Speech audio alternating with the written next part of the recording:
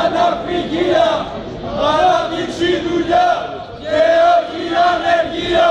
Κάτω τα χέρια από τα ναυπηγεία.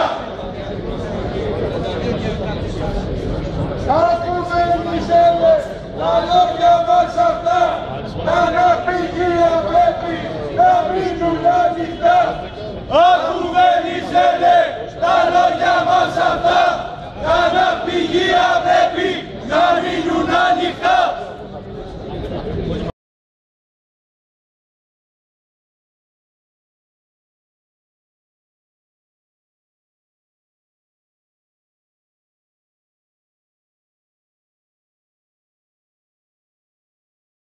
Πάμε παρακάτω.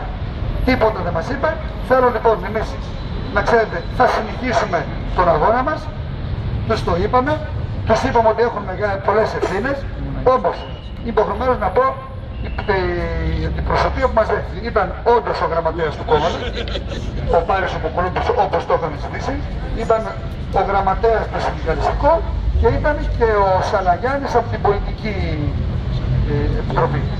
Λοιπόν, συνάδελφοι, εμείς την Τρίτη, το είπα πριν, πιθανόν κάποιοι να ήρθανε τώρα, θέλω όσοι είμαστε εδώ, θα βγει και ανακοίνωση του Σωματείου, πρέπει 10 η ώρα την Τρίτη στην πλατεία Κλαθμόνος και θα πάμε πορεία στο Υπουργείο Εργασίας. Από εκεί και πέρα θα υπάρχει ανακοίνωση για τις κινητοποιήσεις τις επόμενες μέρες μετά την Παρασκευή.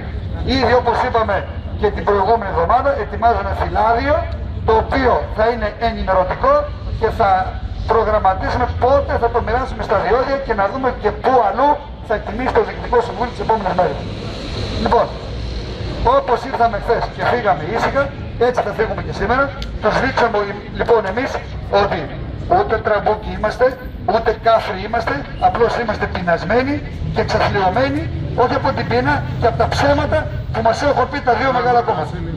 Λοιπόν, φεύγουμε από εδώ ήρεμα όπως ήρθαμε για να καταλάβουν ότι εμείς είμαστε εργαζόμενοι που έχουμε μυαλό.